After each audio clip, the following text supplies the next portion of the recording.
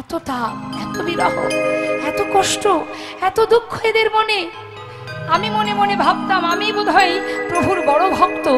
আজ বৃন্দাবনে না এলে তো জানতে পারতাম না যে আমার থেকেও বড় ভক্ত এরা, যারা কৃষ্ণকে হারিয়ে, গোবিন্দকে হারিয়ে সবাই কৃষ্ণ কৃষ্ণ বলে পাগলের মতো কাঁদছে। তাদের এহন দশা দেখে দেবর্ষি নারদের মনে হলো, হে প্রভু তুমি কেমন নিষ্ঠুর, হে সবাইকে কাঁদিয়ে তুমি দ্বারকায় রাজা হয়ে কত সুখে আছো। তুমি তোমার কি একবারও অন্তরে সাড়া দিচ্ছে না? তুমি কি একবারও মনে করতে পারছো না যে বৃন্দাবনবাসী তোমার জন্য কাঁদছে? কি সুখে আছো তুমি সেখানে, সবাইকে কাঁদিয়ে কি সুখ পাচ্ছ তুমি? বেশ, আজ আমিও দেখতে চাই যে তুমি কত সুখে আছো। দেবর্ষি নারদ দেখছে মাতা যশোমতী কাঁদে দিবারাতি, গোপাল হারাইয়া নন্দ উপানন্দ আর যত গোপবৃন্দ বাথানে না যায় তারা। সবাইকে কাঁদতে দেখে দেবর্ষি নারদ বললেন, হে প্রভু বেশ, আজ আমি বুঝেছি তোমাকে যারা ভালোবাসে তাদের এইভাবেই কষ্ট পেতে হয়। নিতাই গৌর হরি বল। এ কথা কিন্তু সত্য মা। ভগবানকে যারা ভালোবাসে তাদের সত্যি কষ্ট পেতে হয়, সেটা সারা জীবন পেতে হয়। তার প্রমাণ শুধু আমাদের মতো সাধারণ জীব নয়। একবার চিন্তা করে দেখুন, কত ভক্তের কথা বলবো সারা জীবন কষ্ট পেল মা সীতা, যার বনবাসে যেতে হলো, আহা নিয়ে চলে গেল, বনবাসে রইল, তারপরে অগ্নি পরীক্ষা হলো, তারপরে আবার তাকে পাতালে চলে যেতে হলো। সুখ পেয়েছিল ভগবানের সহধর্মিণী হয়ে। হরে কৃষ্ণ। চিন্তা করে দেখুন, কষ্টের কোনো সীমা ছিল না। নামাচার্য ছিল ঠাকুর হরিদাস, ভগবানকে ভালোবাসত বলে দিনের পর দিন সমস্ত সাধুগুরু বৈষ্ণবের অবহেলা, লাঞ্ছনা, এমনকি মুসলমান সমাজের কাছে তাকে অনেক অনেক কষ্ট পেতে হয়েছিল, চাবুকের আঘাত সইতে হয়েছিল। বলুন তো মা, যখন সবাই মিলে তাকে চাবুকের আঘাত করছে, অপরাধটা কি ছিল তার? কি অপরাধ ছিল? সে প্রভুকে ভালোবাসতো, এটাই তার অপরাধ। কিন্তু যখন তাকে চাবুকের আঘাত করছিল, তার পাশে কেউ ছিল তাকে বাঁচানোর? কেউ তো ছিল না। কিন্তু একজন ছিল, যার নাম বদনে নিঃশ্বাসে প্রশ্বাসে জপ করছিল, কৃষ্ণ কৃষ্ণ কৃষ্ণ। মা দেবকীর কথা ভাবুন, তার জীবনের কষ্ট। সন্তান পেয়ে, ভগবানকে সন্তান রূপে গর্ভে পেয়েছিল বলে তারই দাদা সারা জীবন তাকে কারাগারে বন্দী করে রেখেছিল। কে আছে সুখে ভগবানকে যে ভালোবেসেছেন? কৃষ্ণের প্রিয় সখা সুদামা। চিন্তা করুন, সারা জীবন গাছতলাতে তার সন্তান, তার স্ত্রীকে নিয়ে ঝড় বৃষ্টির মধ্যে দিয়ে জীবন কেটেছে তার, কিন্তু নিঃশ্বাসে প্রশ্বাসে একটাই নাম, কৃষ্ণ কৃষ্ণ কৃষ্ণ। ভেবে দেখুন মা বিষ্ণুপ্রিয়ার কথা। নবদ্বীপে মাত্র 2 বছর ছিলেন প্রভু তার সঙ্গে। সন্ন্যাসী হয়ে চলে যাবার পর থেকে 4 দেওয়ালের মধ্যে নিজেকে বন্দী করে রেখেছিলেন। যার বদন দেখলে প্রভুর ধর্মের বিঘ্ন ঘটে যায়, সেই বদন আমি জগতে আর কাউকে দেখাবো না। কোন রকমে প্রাণ বাঁচিয়ে রাখতেন, কেন? যাতে প্রভুর সেবা করতে পারি।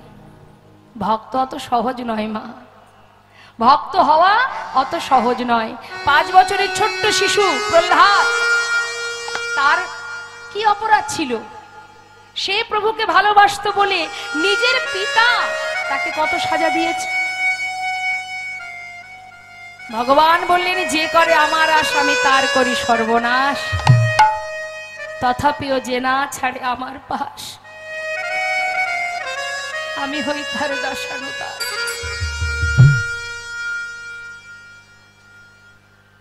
অত সহজ নয়। জীবনে যত কষ্টই পাই না কেন, যত দুঃখই পাই না কেন, প্রভু তুমি ছাড়া আমার আর কেউ নাই। একবার চিন্তা করে দেখুন, মাতা দ্রৌপদীর কথা। সভাতে তো কত মানুষ ছিল, আমরা কখনো কখনো বলি না যে আমার কেউ নেই। আচ্ছা বলুন তো, দ্রৌপদীর সবাই যখন বস্ত্র হরণ হয় সেখানে তো অনেকেই ছিল, কে তাকে রক্ষা করেছিল? কেউ কি করতে পেরেছিল? কত মানুষই তো ছিল, তার নিজের 5টা স্বামী ছিল। সে তো অর্জুনের কণ্ঠে মালা পরিয়েছিল একজনের সহধর্মিণী হবে বলে, কিন্তু দুর্ভাগ্যবশত তাকে 5 পুরুষের সহধর্মিণী হতে হয়েছিল। শুধু তাই নয়, সভাতে যখন 5 জন স্বামী আছে তা সত্ত্বেও যখন সেই রমণীর বস্ত্র হরণ হয়, এত জন ছিল, এত গুরুজন ছিল, স্বামী ছিল, কেউ তো তাকে রক্ষা করতে আসেনি, একজনই রক্ষা করেছিল। রে বল, তাই রক্ষার মালিক একজনই গোমা। তিনি যেমন দুঃখ দেন তেমন আবার রক্ষাও করেন।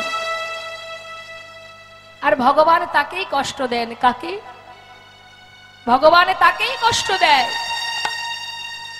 যাকে তিনি নিজের করে ভালোবাসেন। প্রেমময়ী রাধারানী একদিন নয়, 2 দিন নয়, 100 বৎসর কৃষ্ণহারা হয়েছিলেন, কিন্তু তথাপিও কৃষ্ণ ছাড়া আর কিছু জানত না। এটাই হচ্ছে শুদ্ধ প্রেম। আর আমরা একটু আঘাত পেলে, কষ্ট পেলে ভগবানকে ভুলে যাই। তাহলে ভগবানকেই যদি ভুলে যাব, কাকে আশ্রয় করব? জগতে কে আছে যে তাকে আশ্রয় করা যায়? যায় না। আজ দেখুন, দেবর্ষি নারদ বলে উঠলেন, বৃন্দাবনে সবাইকে কাঁদিয়ে তুমি কি সুখে আছো প্রভু? আমি দেবর্ষি নারদ, তুমি কাঁদিয়ে কি সুখ পাচ্ছ আমি গিয়ে দেখতে চাই। সবাই বলে আমি নাকি গন্ডগোলের গোসাই, বলে না বাবা? কোথাও দেখবেন ঝগড়া হলেই নারদের নাম জপ করে, যেন আরো জোরদার হয় ঝগড়াটা। কিন্তু গন্ডগোলটা যে বেশ অনেকদিন আগে থেকে পাকানো থাকে সেটা কিন্তু কেউ ভাবে না, সবই নারদের ঘাড়েই দোষটা পড়ে। তাই নারদ বলছে, সবাই বলে আমি গন্ডগোলের গোসাই, কিন্তু গন্ডগোলটা যে অনেক দিন ধরে পাকানো আছে সেটা কেউ ভাবে না। হে প্রভু, তুমি গন্ডগোল পাকিয়ে রেখেছো, আর এবার আমি নারদ, আমি দেখতে চাই যে তুমি কত সুখে আছো, আমি না দেখে যাচ্ছি না।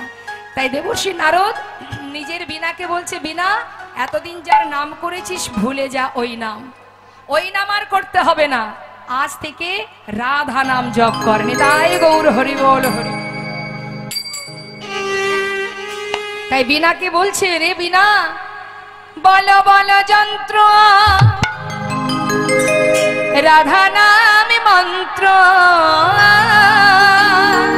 বল বল যন্ত্র রাধা নামে মন্ত্র, বল বল যন্ত্র রাধা নামে মন্ত্র, বল বল যন্ত্র রাধা নামে মন্ত্র, যাগ যজ্ঞ ব্রত পূজা কিছু নাহি আর, বল বল যন্ত্র রাধা নামে মন্ত্র, যাগ যজ্ঞ ব্রত পূজা কিছু নাহি আর, বল বল বীণে রাধা নামে বীণে, বল বল বীণে রাধা নাম বীণে, বল বল বীণে রাধা নামে বীণে, এ ত্রিভুবনে কিছু নাহি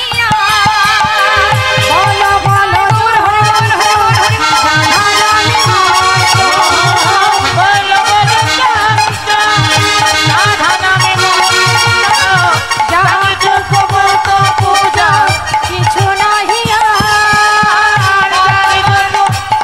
পূজা কিছু নাই হিয়া। হরিবল হরিবল। বিনাতে রাধা নাম গাইতে গাইতে দেবর্ষি নারদ এবার যাচ্ছেন দ্বারকাভিমুখে, দ্বারকার পথে যাচ্ছে আর রাধা নাম গাইতে গাইতে যাচ্ছে। তা আমরাও একবার যাব, যখন গাইবো রাধা নাম। আমরা তো যাচ্ছি লীলা শুনতে শুনতে, তাহলে সবাই মিলে আমরাও একবার রাধা নাম গাইবো। চলুন, হাত তুলুন সবাই।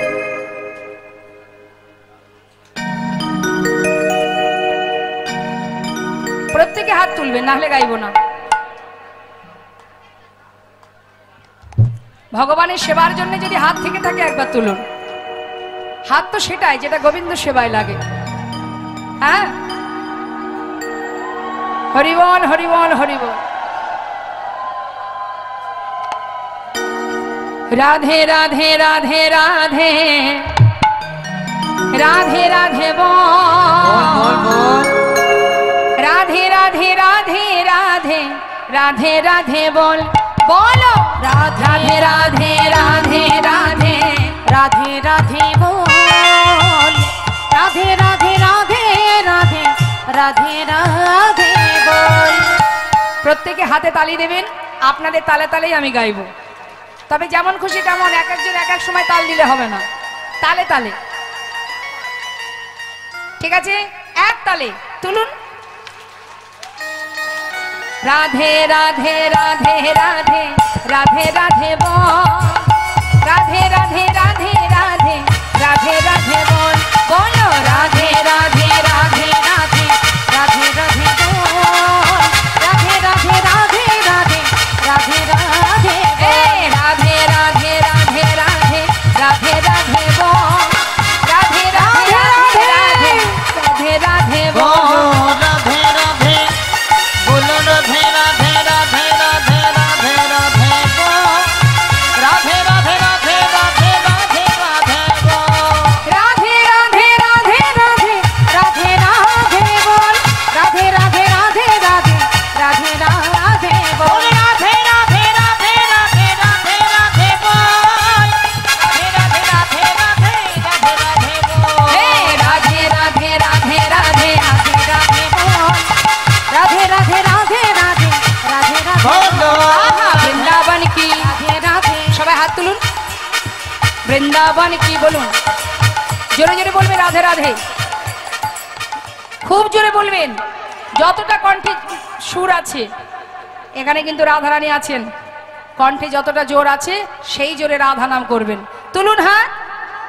বৃন্দাবন কি, যমুনা মাই की, राधा कुंड की, श्याम कुंड की, कैलाशवन की, मधुबन की, राधे राधे विधुबन की, राधे राधे केशी घाट की, राधे राधे वंशीवाट की, राधे राधे मोहनवन की, राधे राधे माधवीवन की, लोहवन की, तम्रवन की, राधे राधे कमलवन की, राधे राधे भंडीवन की, राधे राधे विधुबन की, आगे पीछे दाहिने बाएं, बोल बोल में ऊपर नीचे, बोलो राधे राधे राधे राधे राधे राधे बोल, राधे राधे राधे राधे राधे राधे ओ राधे राधे राधे राधे राधे राधे बोल, राधे राधे राधे राधे राधे राधे बोल, राधे राधे राधे राधे राधे राधे बोल, राधे राधे राधे राधे राधे राधे बोल। बोलो राधे राधे राधे राधे राधे राधे बोल,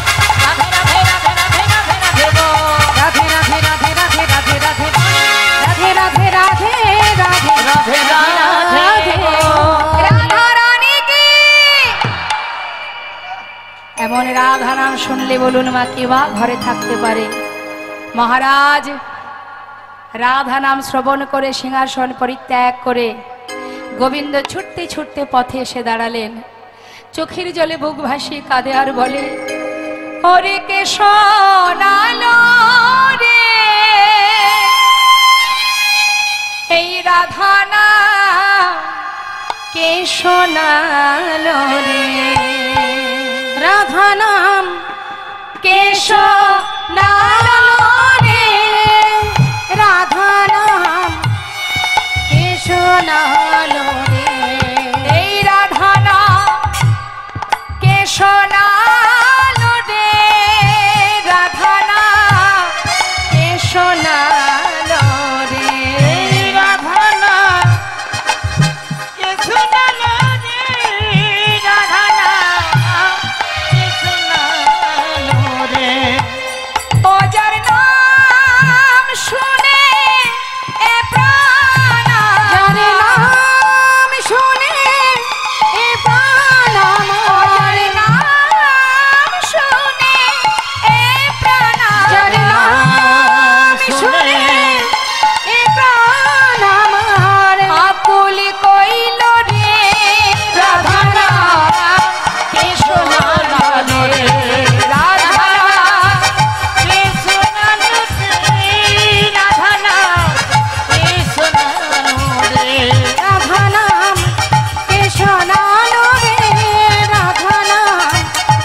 শোনালো রে। দূরে দেবর্ষী নারদকে দর্শন করে ভগবান কৃষ্ণচন্দ্র দেবর্ষীর সম্মুখে এসে করজোড়ে বললেন, মণিবর, আজ আমি বুঝতে পেরেছি তুমি বৃন্দাবন থেকে এসেছই যখন, একবার বলো তারা কেমন আছে। দাঁড়াও দাঁড়াও শ্যামনগর, হে গোবিন্দ, সে কেমন আছে না আছে, তারা কিভাবে আছে না আছে তুমি জানো না? যারা তোমাকে এত ভালোবাসে তারা কেমন আছে তুমি জানো না? আমি তো এলাম তোমাকে দেখতে, তুমি কেমন আছো। ভিতর ঘরে সসম্মানে নিয়ে গেলেন, বসতে দিলেন, মুখের দিকে চেয়ে আছে। ভগবান বললেন, দেবর্ষী বলো না, কি তাকিয়ে দেখছো আমার দিকে তাকিয়ে, কি ভাবছো তুমি?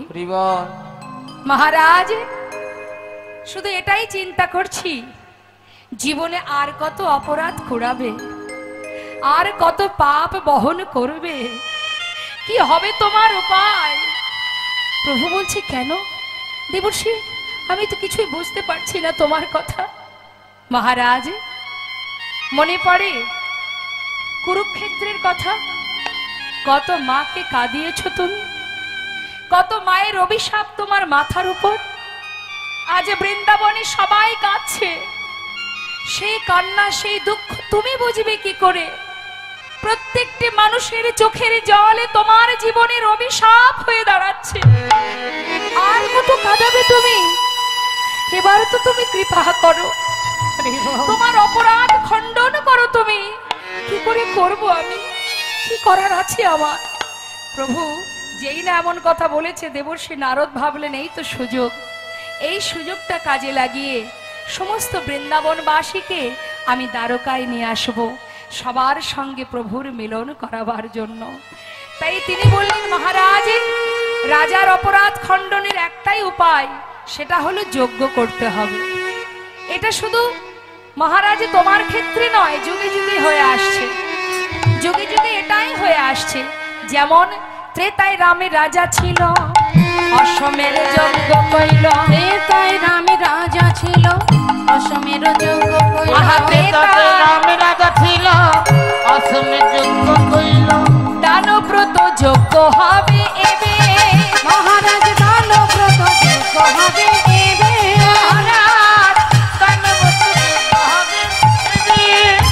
মহারাজ, ত্রেতায় রাম রাজা ছিল, অশ্বমের যজ্ঞ করেছিল। আর এই দাপর যুগে তুমি যজ্ঞ করবে, যে যজ্ঞের নাম হবে দানব্রত যজ্ঞ, দান ধ্যান করা যজ্ঞ। দান করলে অপরাধ খণ্ডন হয়ে যায়। বেশ, তাই হবে। কিন্তু দেবর্ষী, এই যে যজ্ঞ আমি করব, যজ্ঞের নিয়মাবলী কি আছে সবই শিখিয়ে দেব মহারাজ। শুনে নাও, এই দানব্রত যজ্ঞে যে যা চাইবে, যে জনা যা চাইবে, হাসি মুখে দিতে হবে। যে জনা যা চাইবে, হাসি মুখে দিতে হবে। দান করিবে হাসি মুখে, মহারাজ দান করিবে হাসি মুখে। শুধু তাই নয়, প্রত্যেকে যা চাইবে সে তো দিতেই হবে। দেবার সময় যেন মুখটা শুকিয়ে না যায়। আমাদের হয় না মা, ইচ্ছা নেই দেবার, তাও দিতে হবে, মনে মনে রাগও হয়, দিয়ে ফেললাম, আহা কি ক্ষতি হয়ে গেল আমার। কিন্তু ধর্মীয় কাজে কৃপণতা করা যাবে না, ধর্মীয় কাজে কৃপণতা করলে হবে না। উদার মনোভাব নিয়ে তোমাকে উজাড় করে সবাইকে সেবা দিতে হবে, দান করতে হবে। আর দান করবার পর যদি তোমার সবই শেষ হয়ে যায়, তারপরেও মন খারাপ করলে হবে না। তারপরে কি করবে মহারাজ? তারপরে আরো কাজ আছে। দান দেবার পর দেখবে অনেকের অহংকার জন্মায়। আমি আজ এতগুলো বস্ত্র দান করেছি, আমি কম্বল দান করেছি, আমি অন্ন দান করেছি। দান করার পরে অহংকার আসে না আমাদের মধ্যে? আহা কি অহংকার, যেন সব আমি করেছি, ভগবান দিয়েছে তাই তুমি করেছো। তোমার স্বীকৃতি কি? তোমার কর্মফল ভালো ছিল তাই প্রভুর কৃপায় তুমি পেয়েছো। কিন্তু তুমি যদি মনে করে থাকো সবকিছুর মালিক আমি, তাহলেই মুশকিল। তাহলেই মুশকিল যে সব আমি করেছি। অনেকে বলে না, এটা আমি করেছি, না করলে কোথায় পেতে, এ বাড়ি আমি করেছি, এই গাড়ি আমারই কেনা, আমিই করেছি, এত ধন সম্পদ বিষয় প্রতিপত্তি সবই আমি করেছি, ঘোড়ার ডিম করেছি, কিছুই আমরা করিনি। কর্ম ভালো ছিল তাই প্রভুর কৃপায় পেয়েছি। আবার যেদিন আমাদের ভিতর অহংকার জন্মাবে, তিনি যেমন দিতে জানেন আবার নিতেও জানেন, নিতেও জানেন, কিভাবে নেবে কে বা জানে।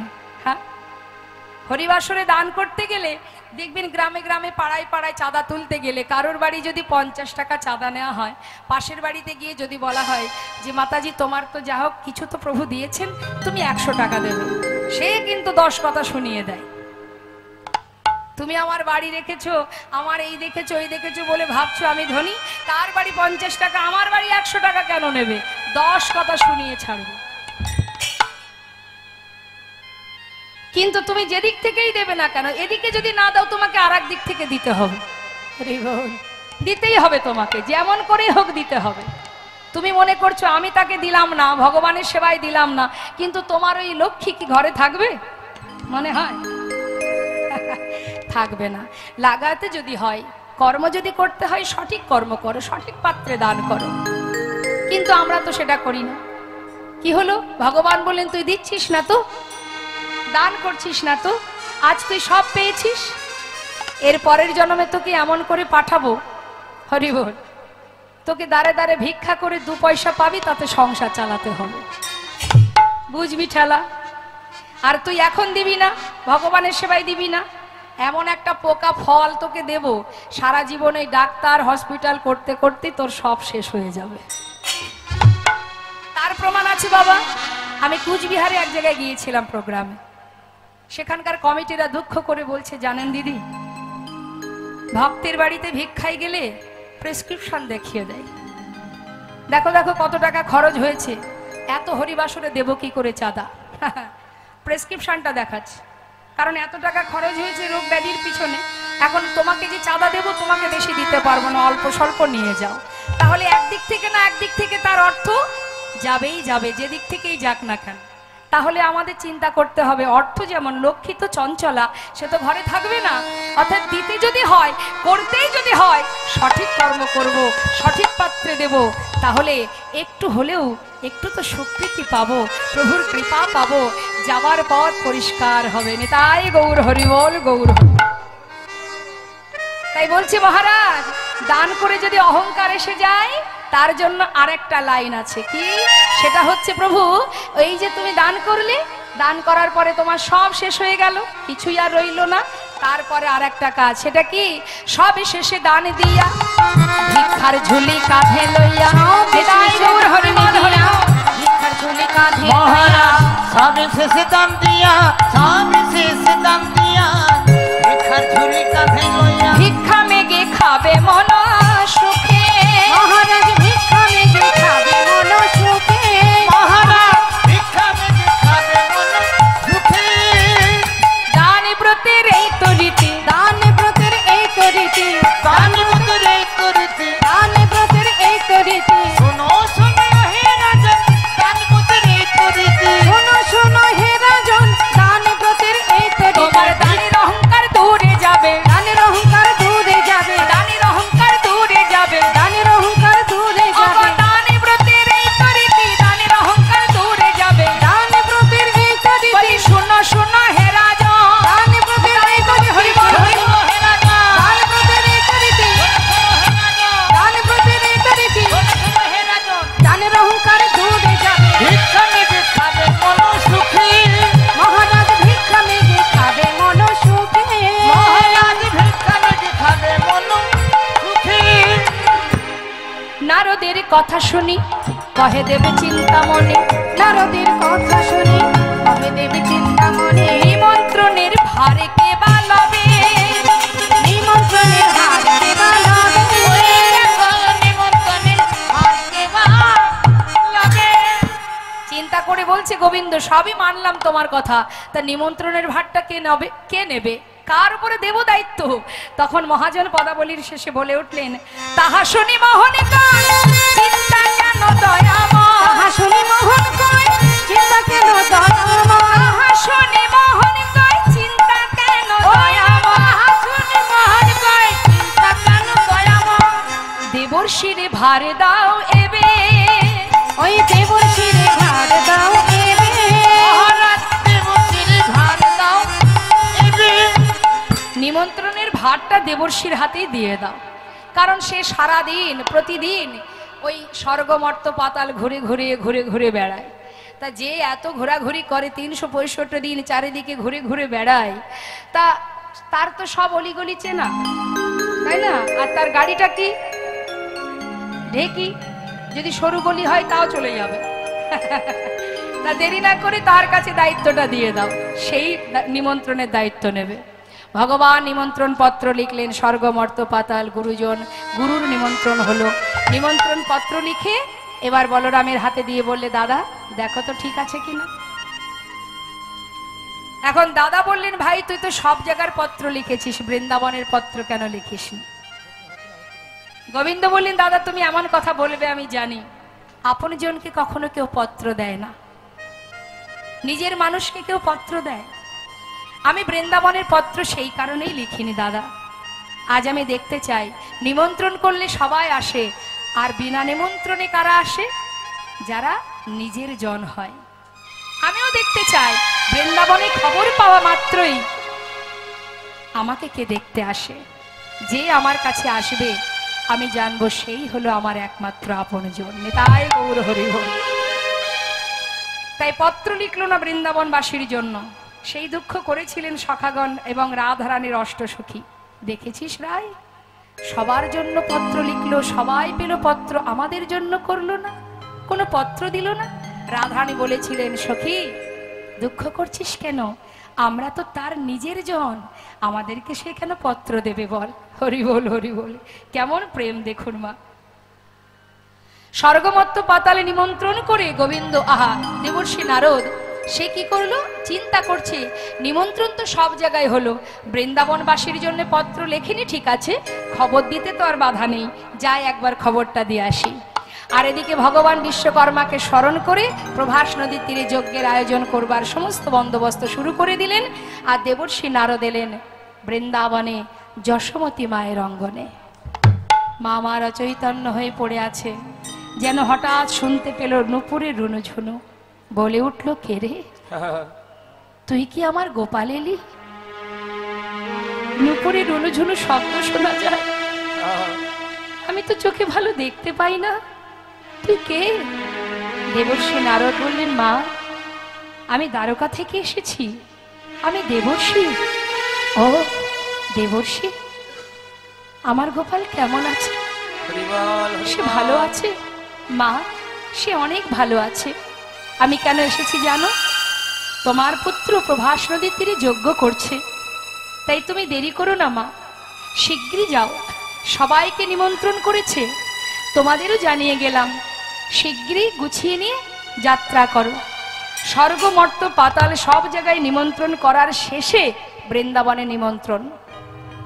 আর বৃন্দাবনে যখন নিমন্ত্রণ হচ্ছে মা, তার আগেই কিন্তু অন্যান্য স্বর্গমর্ত পাতালের যত ভক্ত তারা সবাই আগে যাত্রা করেছে, খবর পাওয়া মাত্রই যাত্রা করেছে। অবশেষে খবর পেয়েছে বৃন্দাবনবাসী, তাদের যেতে দেরি হচ্ছে। এদিকে দেবর্ষি নারদ বৃন্দাবনে সবাইকে ডেকে ডেকে এই বার্তা দিচ্ছে। এমন সময় ললিতা, বিশাখা, রাধারানী, ক্ষণে চৈতন্য ক্ষণে অচৈতন্য চিৎকার করে বলে উঠলেন,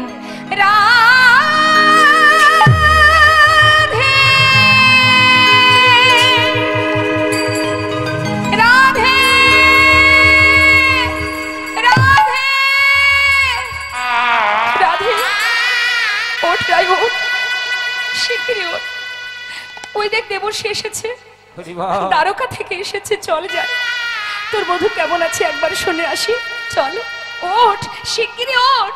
রাধারানীকে ধরে নিয়ে দেবর্ষি নারদের কাছে। দেবর্ষি বলছে, তোমরা কেঁদো না, সে ভালো আছে, তারা ভালো আছে, তারা যজ্ঞ করছে, তোমাদের কাছে এসেছি সেই বার্তা নিয়ে, তোমরা যে যা পারো তাড়াতাড়ি যাত্রা করো। শোনো শোনো, প্রভাসেতে যজ্ঞ করে কৃষ্ণ বলরাম, প্রভাসেতে যজ্ঞ করে কৃষ্ণ বলরাম, প্রভাসেতে দেখো প্রভাসেতে যজ্ঞ করে কৃষ্ণ বলরাম। সেই যজ্ঞের সংবাদ দিতে আমি নারদ যে এলাম, সেই যোগে সংবাদ দিতে নারদ এলাম, সেই যোগের সংবাদ দিতে আমি নারদ যে এলাম। সেই যোগের সংবাদ দিতে নারদ যে এলাম। একে, তোমরা যাবে নাকি? যাও যাও প্রভাসের তীরে যাও, যাও যাও প্রভাসের তীরে যাও যাও, যাও যাও প্রভাসের তীরে যাও। যাও যাও প্রবাসের তীরে ওগো যাও, আর বিলম্ব করো না গো, যাও যাও প্রভাসের তীরে যাও। আর বিলম্ব করো না গো, যাও যাও প্রভাসের তীরে যাও। সেই যোগের সংবাদ দিতে নারদ এলাম, সেই যোগের সংবাদ দিতে নারদ যে এলাম। যাও, আর দেরি করো না। রাধারানী যখনই খবর পেল যে প্রভাসের তীরে যজ্ঞ করছে, মনের আনন্দে রাধারানী মনস্থির করলেন, আমি আর বৃন্দাবনে থাকবো না। যে বৃন্দাবনে আমার বধূ নেই, যে বৃন্দাবনে আর কোনো লীলা হয় না, সে বৃন্দাবনে আমি আর থাকবো না, আমার বধূর দেশে চলে যাব।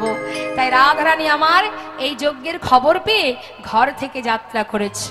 যজ্ঞ বার্তা পেয়ে যাত্রা করিলেন রায়, আয় বালা গো। যোগবাতা পেগাতা চলিলেন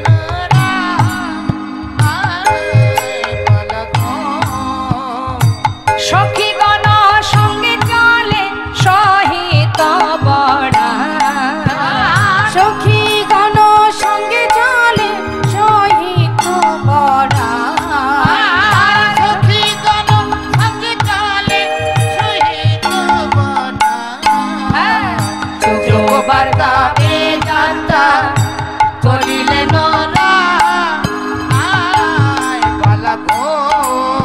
যোগ্য বার্তা পেয়ে এবার রাধারানী যাত্রা করলেন। আর যেই না যাত্রা করেছে, কোথায় ছিল কালস্য কুটিলা ননদিনী? কুটিলা ননদিনী, আচ্ছা মায়েরাই বলুন, এমন ননদিনী কুটিলা কি শুধু বৃন্দাবনেই আছে?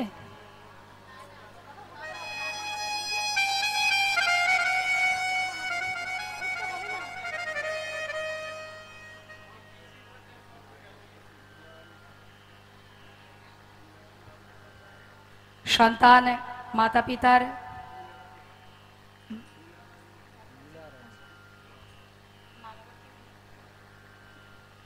মিনা রানী মান্না আর স্বর্গীয় পাঁচকড়ি মান্না, স্বর্গীয়া মিনা রানী মান্না এবং স্বর্গীয় পাঁচকড়ি মান্না মাতা পিতা তাদের সুসন্তান মা বাবার মঙ্গল কামনার্থে হরিবাসরে 100 টাকা দান করেছেন। নিতাই গৌর হরি হরি বল। জয় রাধে। আচ্ছা, আমি বুঝতে পারছি আপনারা ভালোবেসে হরিবাসরে দান করতে আসছেন, কিন্তু যেহেতু লীলা চলছে, জয় রাধে রাধে। আস্তে বাবা আস্তে। হ্যাঁ, আর এক বাবা, তিনিও 500 টাকা দান করেছেন। আপনারা যদি দিতে চান, আমি লীলার শেষে সবাই আসবেন, আমি অবশ্যই সবার কাছ থেকে দক্ষিণা নেব। কিন্তু এখন যশোদা টেলিকম কামারকুণ্ডু। আচ্ছা আচ্ছা, তো আস্তে আস্তে, হ্যাঁ হ্যাঁ বলছি বলছি, এখন আপনারা আসবেন না, লীলার শেষে আসবেন। লীলা চলছে তো, হ্যাঁ, এই ভাবটা প্রেমটা নষ্ট হয়ে যাবে। যা রাধে রাধের সামনে তাই গৌর। তাই এবার কি হলো মা? কুটিলা ননদিনী তিনি এসে দাঁড়ালেন রাধারানীর সামনে। এই বউ, তখন কুটিলা কহে কুটিলে রাখালেতে মনে সকিলে। কুটিলা কহে কুটিলে কেন রাখালিতে প্রাণ সকিলে। চিরকালে তোর এই বউ কলঙ্ক গেল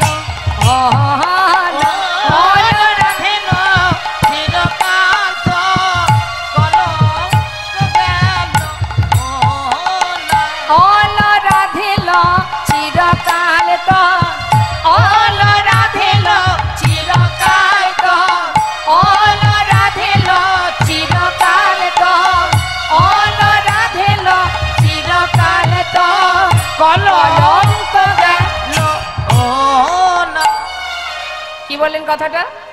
ছি ছি ছি ছি ছি বউ, ওই কেলে ছোড়ার কাছে মন সপিলি? হ্যাঁ, কলঙ্ক গেল না তোর এ জীবনে? কলঙ্কিনী, অসতী, দ্বিচারিণী, এত এই অসময়ে মাথায় ডালা সাজিয়ে শোকে বেষ্টিত হয়ে যাচ্ছিস কোথায়? নিশ্চয়ই কেলে ছোড়াকে দেখতে যাচ্ছিস। তবে শুনে নে, আমি তোর ননদিনী কুটিলা, অত সহজে ছাড়ার পাত্রী আমি নই। চুপচাপ এখানে দাঁড়িয়ে থাক, আমি দাদাকে একবার ডেকে নিয়ে আসি। আমি তো দাদাকে বললেই দাদা মানে না, কেন জানি না। দাদাকে নিশ্চয়ই কোনো শিকড় পাকড় খাওয়িয়েছিস, না হলে তোর কথায় উঠে বসে কেন? আজ হাতে নাতে প্রমাণ দেব আমি। কুটিলা রেগে গিয়ে এবার চললেন আয়ানের কাছে। দাদা, ও দাদা, আমি তো কথা বললি তোমার রাগ হয়। তুমি তো মায়ের পূজা নিয়েই ব্যস্ত থাকো, বউটা কোথায় যায় না যায় একটু খোঁজ খবর রাখবে না? হয়েছে তো, কিভাবে যে বশ করেছে। হ্যাঁ, বউ যা বলে তাতেই খুশি। শোনো দাদা, আজকে সামনাসামনি প্রমাণ দেব বলেই তোমাকে নিতে এলাম। তাহলে এতদিনের দোষটা, আমার প্রতি যে দোষটা তুমি বারবার বলো, সেটা আর থাকবে না। আমি আজকে তোমাকে সাক্ষাৎ দর্শন করাবো। তোমার বউ কাউকে কিছু না বলে মাথায় ডালা সাজিয়ে পথের ধারে দাঁড়িয়ে আছে। শিগগিরই আমার সঙ্গে চলো। হ্যাঁ, দেখাতে পারবো। তাহলে আর দেরি কেন, একটু দাঁড়া। আয়ান কি করেছে মা? ছুটে গিয়ে মায়ের হাত থেকে ওষিটা নিয়েছে। ক্রোধেতে আয়ান হয়ে কম্পমান, ক্রোধেতে আয়ান হয়ে কম্পমান, ক্রোধেতে আয়ান হয়ে কম্পমান, ওষি তুলে নিল হাতে। আয়ান হয়ে কম্পমান, ওষি তুলে নিল হাতে। কাঁপিতে কাঁপিতে দাঁড়ালো আসিয়া কুটিলার সম্মুখেতে, কাঁপিতে কাঁপিতে দাঁড়ালো আসিয়া কুটিলার সম্মুখে। এই দেখ ওষি নিয়ে এসেছি, এই দেখ ওষি নিয়ে এসেছি, এই দেখ ওষি নিয়ে এসেছি, এই দেখ ওষি নিয়ে এসেছি। ফুলের কাঁটা দূর করিতে এই দেখ ওষি নিয়ে এসেছি, ফুলের কাঁটা দূর করিতে এই দেখ ওষি নিয়ে এসেছি। কাঁপিতে কাঁপিতে দাঁড়ালো আসিয়া কুটিলার সম্মুখেতে। কাঁপিতে কাঁপিতে দাঁড়ালো আসিয়া কুটিলার সম্মুখে। ক্রোধেতে আয়ান হয়ে কম্পমান, কাঁপতে কাঁপতে মায়ের হাত থেকে ওষিটা নিয়েছে।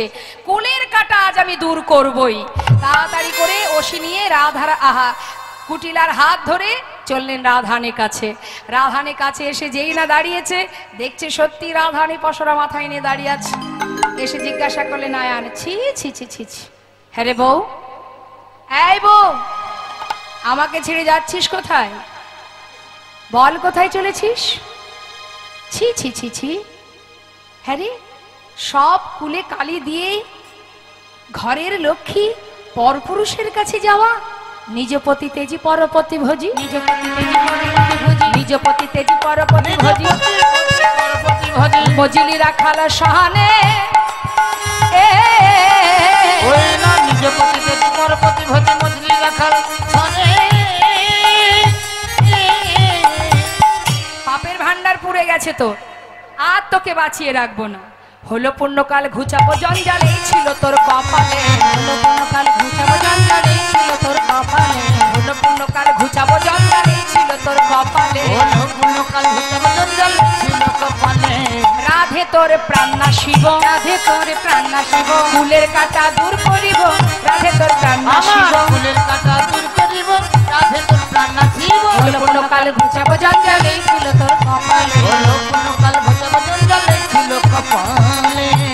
পাপের ভান্ডার পড়ে গেছে, পরিপূর্ণ হয়ে গেছে, তাই জঞ্জাল ঘোচাবার জন্য, কুলের কাঁটা দূর করবার জন্য আমি ওষি নিয়ে এসেছি। তোকে আর আমি বাঁচাবো না। মায়ের চরণে বলি দিয়ে তারপরে ঘরে ফিরবো। আয়ান যেই না আঘাত করতে যাবে রাধানীকে, রাধানীর প্রাণ নেবে, এখন সঙ্গে সঙ্গে রাধানী মনে মনে ভাবলেন উপযুক্ত সময় হয়েছে আয়ানকে পুরবের কথা স্মরণ করানোর। তাই রাধানী দেরি না করে যোগমায়া পূর্ণমাসী মা যোগমায়াকে স্মরণ করলেন।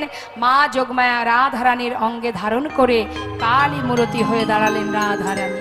আহা, নবকদম্বিনী যিনি রসের পরিপাটি, নবকদম্বিনী যিনি রসের পরিপাটি, নীল শাড়ি খসাইয়া পরায় অরুন্ধতী, নীল শাড়ি খসাইয়া পরায় অরুন্ধতী, ওই না নীল শাড়ি খসাইয়া পরায় অরুন্ধতী। কালী মূর্তি হয়ে রায় দাঁড়াইল, কালী মূর্তি হয়ে রায় দাঁড়াইল, কালী মূর্তি হয়ে রায়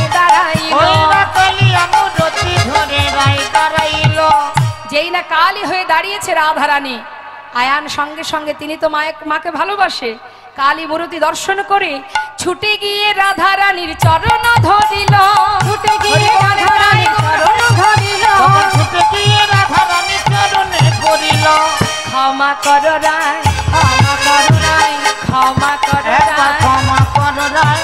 ওই চরণের অপরাধী ক্ষমা কর রায়। ওই চরণের অপরাধী ক্ষমা করো রায়। ছুটে গিয়ে রাধারানীর চরণ ধরিল।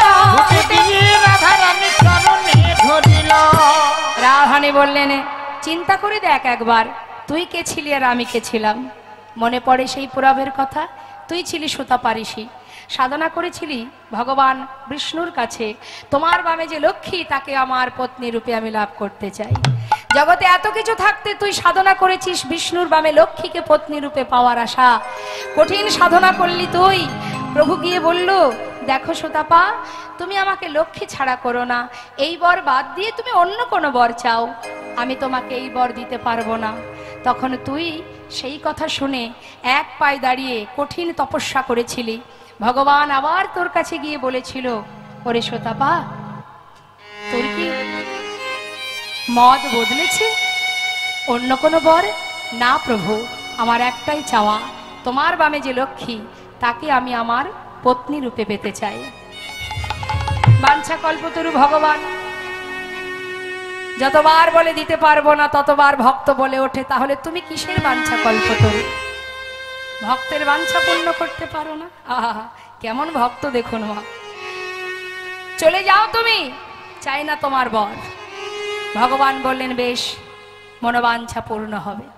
তখন স্বয়ং লক্ষ্মী বলেছিল, রে সুতাপা, এত কিছু থাকতে তুই যখন আমাকেই তোর ঘরণী করে পেতে চাস, আমি অবশ্যই তোর ঘরের ঘরণী হব, কিন্তু তুই হবি নপুংস। নিতাই গৌর হরি বল। সেই থেকে কিন্তু মাতৃজ্ঞানে ভালোবাসতেন আয়ান। তাই আজ যেই এই কথা বলেছে মা, আয়ানের পুরাবের কথা মনে পড়ে গেল। আয়ানের হলো চৈতন্য, বলে শ্রীমতী তুমি ধন্য, ভ্রান্তে চিনতে না পেরে বলেছি কত কুবচন। ভাবতে চিনতে না পেরে বলেছি কুবচন। আমি ভ্রান্তে চিনতে পারিনি। হ্যাঁ, তুমি আমায় ক্ষমা করে দাও। শুধু তোমার কাছে একটি বাসনা রাই, যেদিন আমার অন্তিম সময় আসবে, সেই দিন যেন তোমাদের যুগল একবার দর্শন পাই। জটিলা কুটিলা বলে উঠলেন, এতদিন তোকে ঘরে বেঁধে রেখেছিলাম শুধু যুগল দর্শন পাওয়ার আশায়। ওরে বউ, আমাদের মনে একটা বাসনা, এ জীবনে যখন ঘরে বেঁধে রেখেও যুগল দেখা হলো না, মৃত্যুকালে যেন একবার তোদের যুগল দেখতে পাইনি। তাই গৌর হরিবল হরিবল। সবাইকে আশীর্বাদ করে রাধারানী সখী বেষ্টিত হয়ে চলে গেলেন দ্বারকায়। বৃন্দাবনবাসী যখন প্রবেশ করলো দ্বারকায়, তখন দ্বারকার 4টে দ্বারই বন্ধ হয়ে গেছে। প্রথম দ্বারে মা যশোমতী, দ্বিতীয় দ্বারে নন্দ উপনন্দ ব্রজবাসীগণ, তৃতীয় দ্বারে সখাগণ, চতুর্থ দ্বারে রাধারানী অষ্টসখীগণ। 4 দ্বারে দাঁড়িয়ে আছে, লেখা আছে প্রবেশ নিষেধ। সখীগণ রাধারানীকে নিয়ে দাঁড়ালেন। যেই না দাঁড়িয়েছে, দাঁড়িকে বলছে, এই দাঁড়ি পথ ছেড়ে দিয়ে ভিতরে যাব। দাঁড়ি বললেন, যাওয়া হবে না, এই বেশে যেতে পারবে না। তোমরা রমণীগণ শুদ্ধ বসন পরে, স্নান করে শুদ্ধ বসন পরে এসো, তারপরে তোমাদেরকে যেতে দেব। সখীরা বলে উঠলেন, শোন শোন, তুই আমাদেরকে স্নান করতে বলছিস? কোথায় স্নান করতে যাব? গঙ্গায়। শুনে নে, যে গঙ্গাতে স্নান করতে যেতে বলছিস, সেই গঙ্গার সৃষ্টি কোথায় জানিস? তোদের যে মহারাজ, সেই মহারাজের চরণ তলে। তাই বলি, শুনে রাখ। হ্যাঁ রে, এই দাঁড়ি। সখীরা বলে উঠলেন, শোন শোন, যেতে বলিস গঙ্গা স্নানে, শুনে হাসি পায়। ওরে যার চরণে গঙ্গার উদ্ভব, সে ধরে রাধার পায়, সে ধরে রাধার পায়। ছিছি বলতে লজ্জা হয়, ছিছি বলতে লজ্জা হয়, ছিছি বলতে লজ্জা হয়, বলতে লজ্জা হয়। ওরে যার চরণে গঙ্গার উদ্ভব, সে ধরে রাধার পায়। যার চরণে গঙ্গার উদ্ভব, সে ধরে রাধার পায়। ছিছি বলতে লজ্জা হয়। কি হয়েছে মা? বৃষ্টি পড়ছে?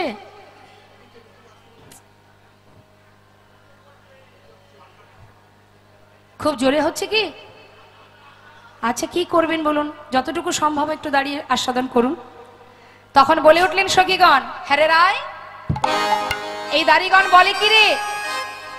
সখীরা তো কম নয় মা, বলে উঠলেন, দাড়ি, তোমাদের রাজাকে গিয়ে বলো যে দ্বারে গুরুদেব এসেছে, তাকে যেন সসম্মানে বরণ করে ঘরে নিয়ে যায়।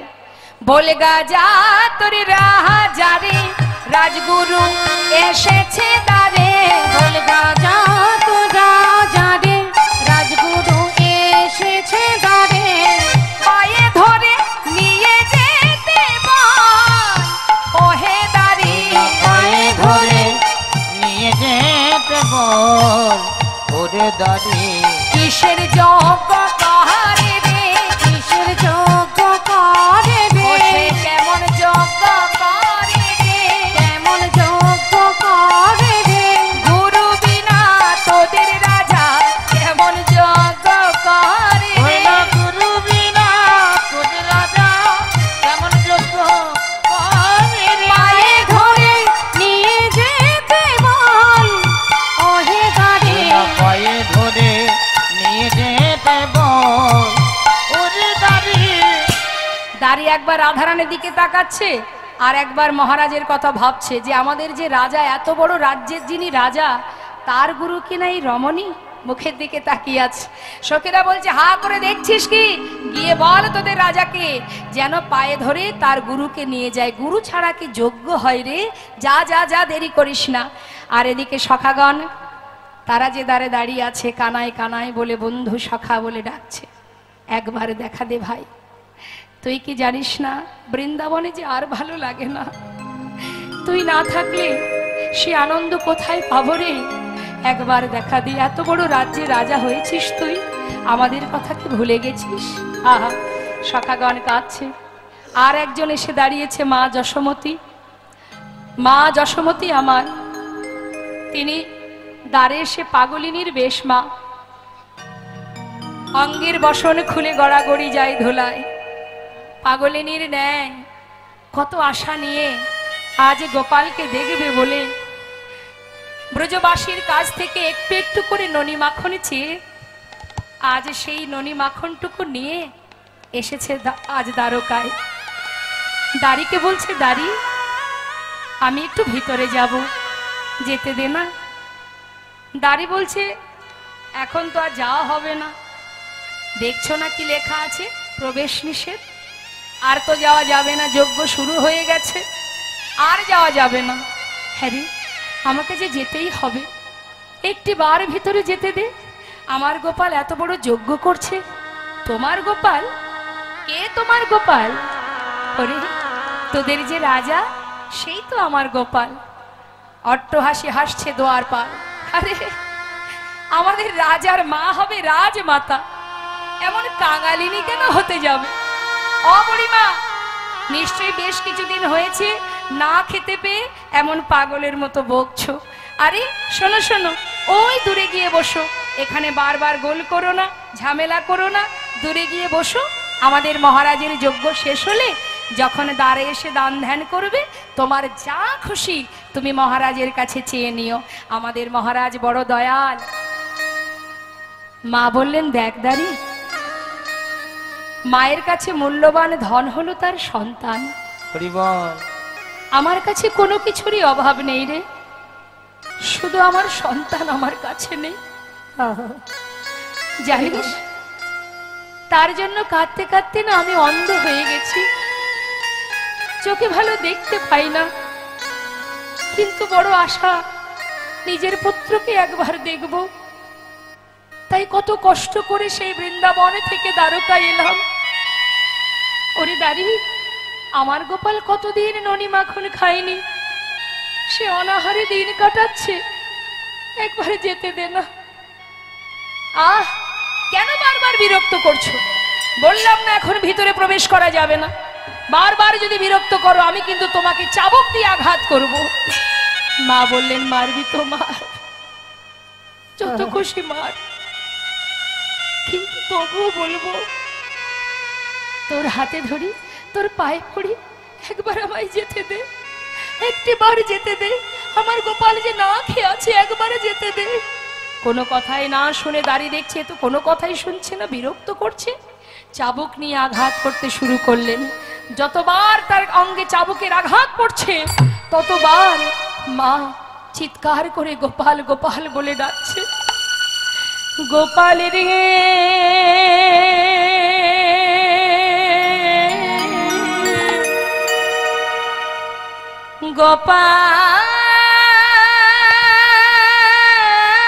গোপাল রে,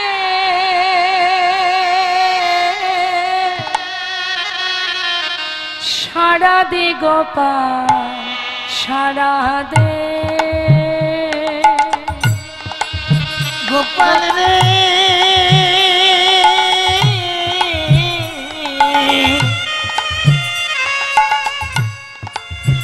একবার সারা দে গোপাল সারা দে, গোপাল রে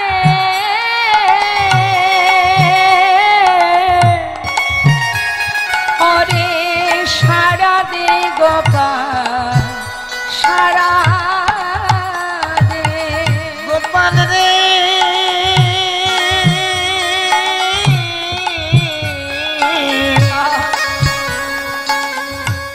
সারা দে গোপাল সারা দে, অভাগিনী মা তো অভাগিনী মা তোর, অভাগিনী মা তো ফুকারে কাঁদে রে, একবার সারা দে গোপাল সারা দে,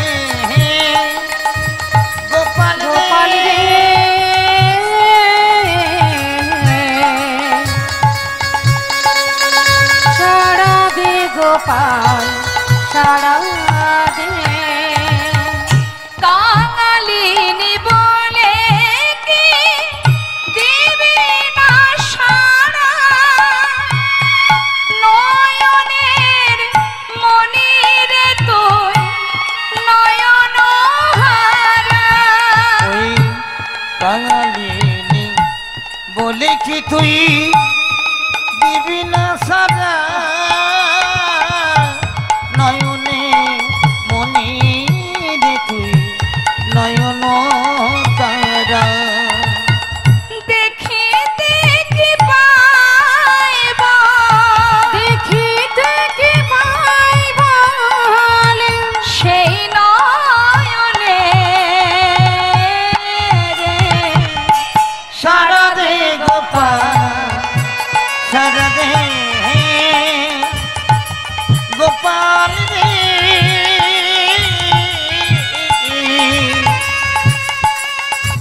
সারা দে গোপাল সারা দে,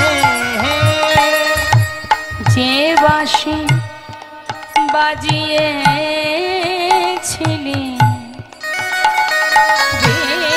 বৃন্দাবনে, সে বাঁশি বাজা আবার সবারই কানে, যে বাঁশি বাজিয়েছিলি বৃন্দাবনে, সে বাঁশি বাজাও আবার সবারই কানে, ওরে গোপাল রে ওরে আমার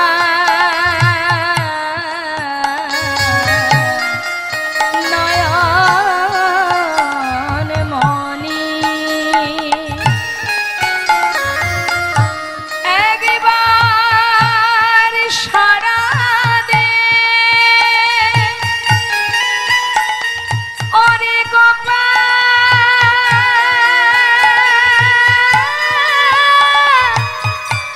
গোপাল রে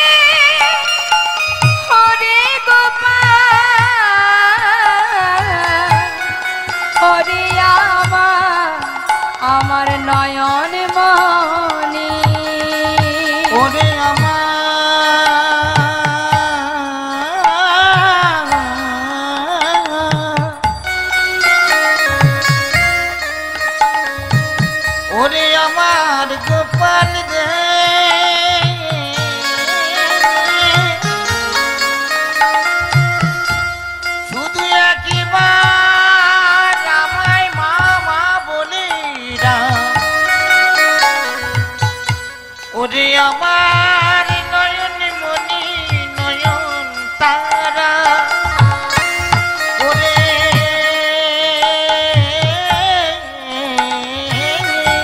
হরি বল। গোপালিয়া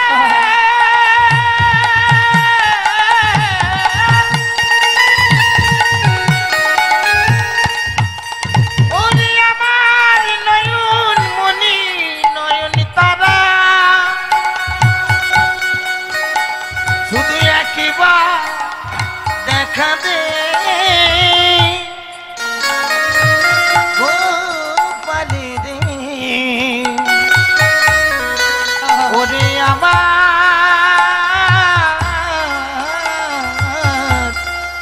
গোপাল গোপাল ওরে গোপাল যে বাঁশি বাজিয়েছিলে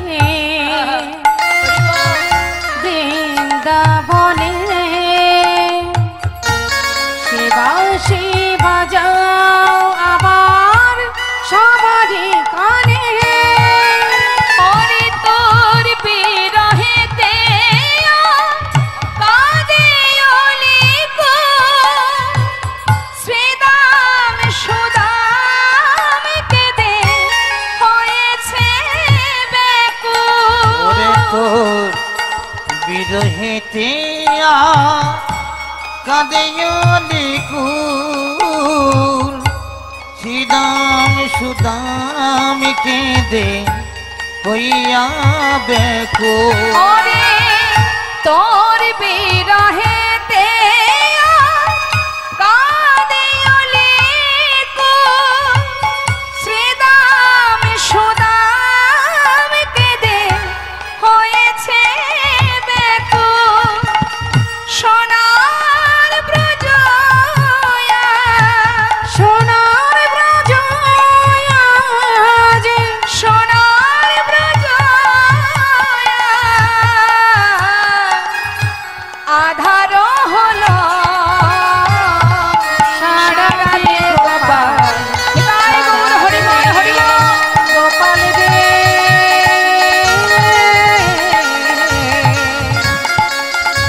সারা দে গোপাল সারা দে গোপালে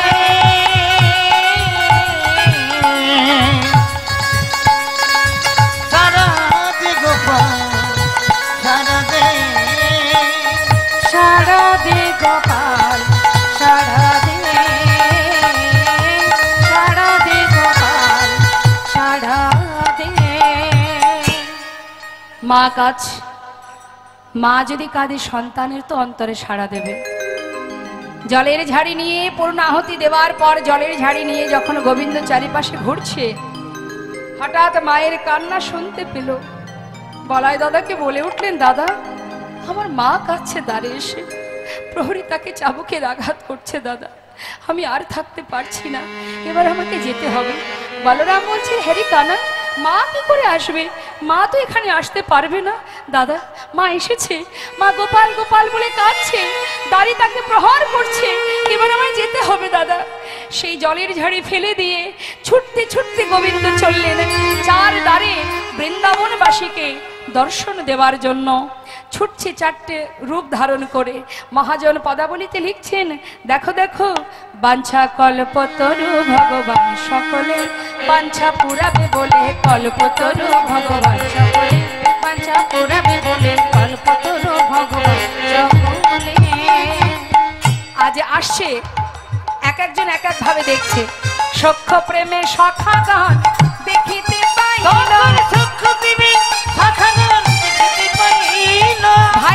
ভাই কানাই বলে কাঁধে তুলে নিল, ভাই কানাই বলে কাঁধে তুলে নিল,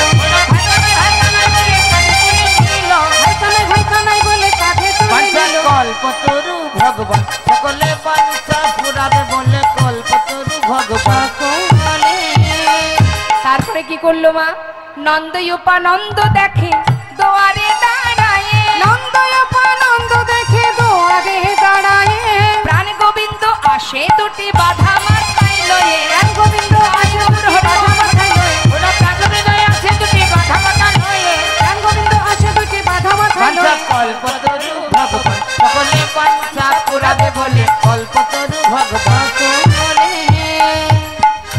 এদিকে মা কি করলেন, গোপাল ছুটতে ছুটতে আসছে, গোবিন্দ ছুটে এসে কি করলেন, আজ মা দেখছে কি, আহা বাৎসল্য ভাবেতে গেল ওই মা যশোদার কোলে, বাৎসল্য ভাবেতে গেল মা যশোদার কোলে।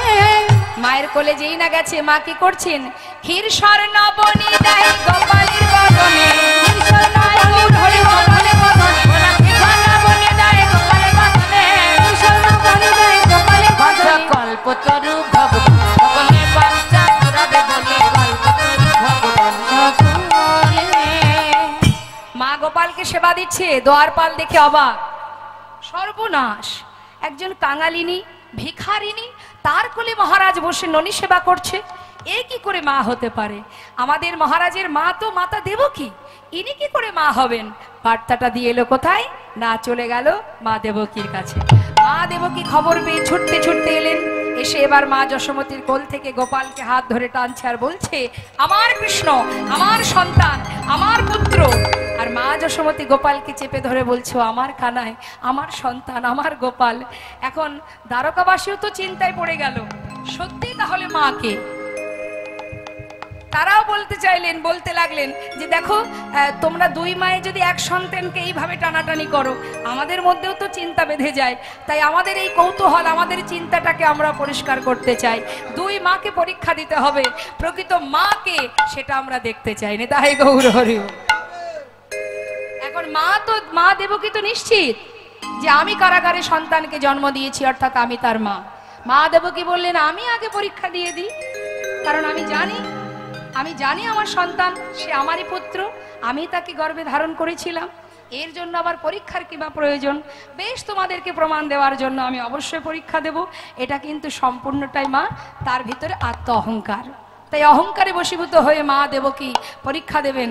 এখন নিয়মটা কি, পরীক্ষায় শতবস্ত্র পরপর টানানো হবে, 100টা বস্ত্র টানানো হবে। এই শতবস্ত্রের একদিকে থাকবে দুই মা, একদিকে থাকবে গোপাল। যে মা তার স্তনদুগ্ধ শতবস্ত্র ভেদ করে গোবিন্দের শ্রীবদনে দিতে পারবে, সেই হচ্ছেন গোপালের প্রকৃত মা। হ্যাঁ, আমরা প্রমাণ করে দেবো সেই প্রকৃত মা। মা দেবকী বললেন, বেশ, আমি প্রমাণ দেব। এবার মা কি করলেন, তাড়াতাড়ি করে পরীক্ষায় দাঁড়িয়ে গর্বে দেবকী সস্তন ধরে, গর্বে দেবকী সস্তন ধরে, গর্বে দেবকী সস্তন ধরে, গর্বে দেবকী সস্তন ধরে, প্রথম বসন ভেদে না করে, প্রথম বসন ভেদে না করে, প্রথম বসন ভেদে না না প্রথমে বচন ভেদ না করে, ভেদ হলো না, ভেদ হলো না, ভেদ হলো না, ভেদ হলো না, প্রথম বসন ভেদ হলো না, প্রথম বচন ভেদ হলো না, প্রথম বসন ভেদে না করে, প্রথম বসন ভেদে না করে। হলো না, একটা বস্ত্র ভেদ হলো না, শত বস্ত্র পড়ে থাক। মা দেবকী অবাক হলেন, কেন আমি দিতে পারলাম না, আমি তো তাকে জন্ম দিয়েছি, আমি কেন আমার স্তনদুগ্ধ গোপালের বদনে দিতে পারলাম না। সবাই দ্বারকাবাসী বললেন, মা তোমার পরীক্ষা হয়ে গেছে, এবার মা যশোমতীর পরীক্ষা। মা যশোমতী দাঁড়ালেন, তিনি বললেন, গোপাল, মনে মনে, এটাই হচ্ছে ভক্তি। মা মনে মনে বললেন, কি বললেন, গোপাল, সমাজের কাছে যদি আমি হেরে যাই পরীক্ষায়, সবাই জানবে আমি তোর মা নই, কিন্তু আমি তো জানবো যে তুই একমাত্র আমার সন্তান, তুই আমার কানাই, তুই আমার গোপাল।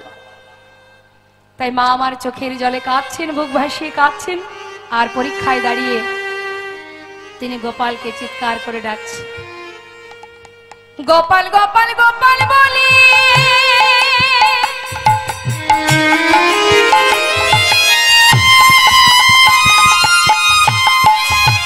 মায়া আমার কাঁদিতে লাগিল,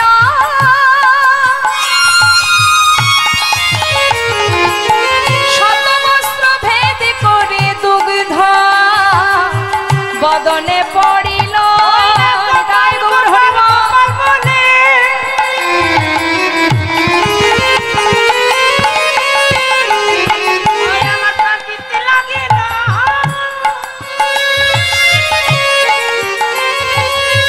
বস্ত্র ভেদ করে দুগ্ধ বদনে পড়িল, ভাসাইয়ে দিল, ভাসাইয়ে দিল, ভাসাইয়ে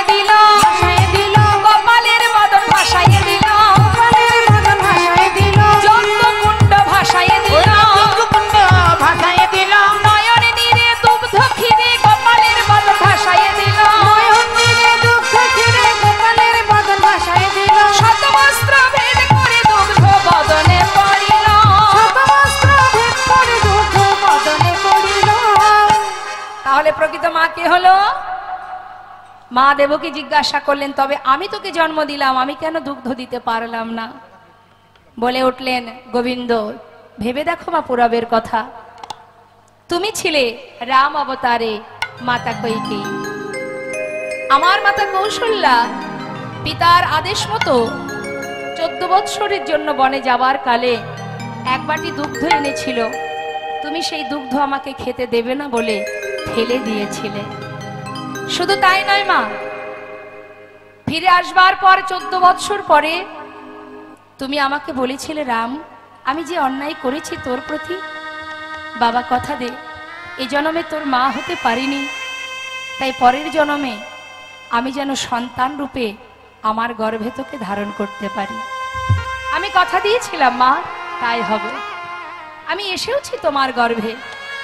তুমি কারাগারে আমাকে জন্ম দিলে, জন্ম দেওয়া মাত্রই কংসের ভয়ে পিতার মাথায় করে আমাকে গোকুলে পাঠিয়ে দিলে।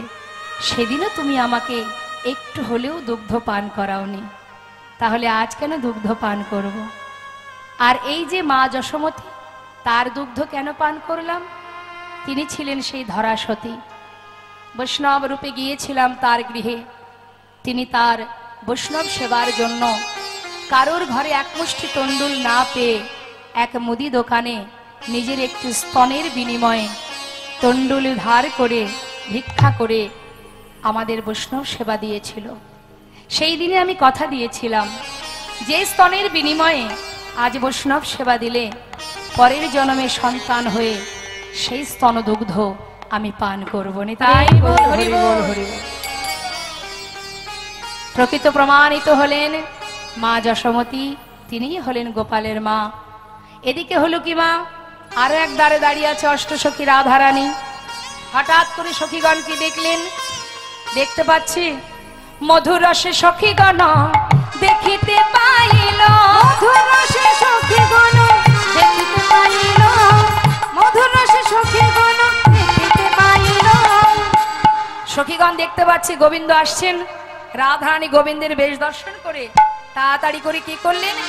অভিমানী কমলিনী বদন ফেরাইল, অভিমানে কমলিনী বদন ফেরাইল, অভিমানে কমলিনী বদন ফেরাইল, অভিমানে কমলিনী বদন ফেরাইল। বাঁচা কল্পতরু ভগবান সকলে, বাঁচা পুরবে বলে কল্পতরু ভগবান সকলে। সখীরা বলে, রাধে হঠাৎ করে আবার কি হলো তোর? যার জন্য এত কষ্ট করে আসা সেই তো তোর কাছে এলো, হঠাৎ তুই মুখটা এমন করে আড়াল করে দাঁড়ালি, কি ব্যাপার? তাকে কাছে টেনে নে। রাধারানী বললেন, ওরে সখী রে, আমি তো কোনো রাজাকে ভালোবাসি না, ওকে চলে যেতে বল। আমি ভালোবেসেছিলাম একে রাখালকে, আমি কোনো রাজাকে চিনি না। আহা, গোবিন্দ বুঝতে পারলেন যে রাধারানী রাজবেশ চান না, তাই নিজের বেশ খুলে এবার পরিধান করলেন রাখালের বেশ। রাখালের বেশ পরিধান করে রাধারানীর অভিমান ভাঙছেন গোবিন্দ আমার।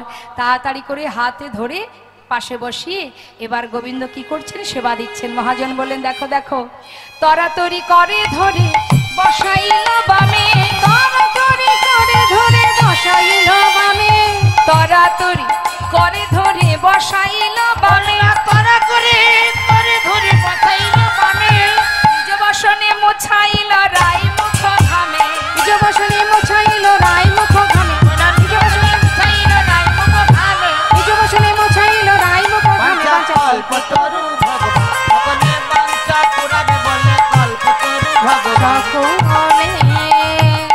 বদনটা ভালো করে নিজের বস্ত্র দিয়ে মুছিয়ে দিলেন। দেবার পর এবার রাধারানীকে কি করলেন?